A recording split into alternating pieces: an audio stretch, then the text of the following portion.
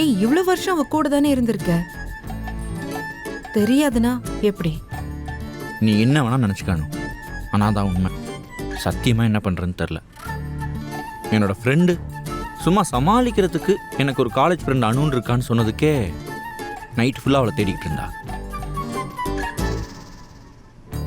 இல்லாத ஒரு காலேஜ் ஃப்ரெண்டே அவள் எந்த அளவுக்கு தேடிக்கிட்டு இருக்கான்னா, இவ்வளோ நாள் நம்ம கூட இருந்தது என்னோட எக்ஸ் தான் அவளுக்கு தெரிஞ்சா என்ன பண்ணுவான்னு யோசிச்சுப்பார். ஏய், பயமுறுத்தாதடா. சரி, இப்ப என்ன பண்ண போறோம்?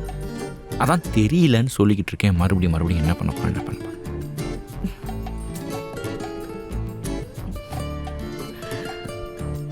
ஆனா எனக்கு ஒரு டவுட். இவ்ளோ பொசசிவா இருக்கிறவ இத்தனை வருஷம் ஏன் உன் பாஸ்ட பத்தி கேட்கல? அதான் உன்கிட்ட சொன்னேன்ல, இன்செக்யூராக ஃபீல் பண்ணுவான்னு. அதான் இருக்கும். எனக்கு என்னமோ அப்படி தோணலப்பா. இங்கே பாருன்னு, இதுக்கு மேலே நம்ம டைம் இல்லை. இதுக்கப்புறம் விட்டோன்னா ரொம்ப பிரச்சனையாயிரும். அவள்கிட்ட சொல்லியே ஆகணும்னு எனக்கு தோணுது.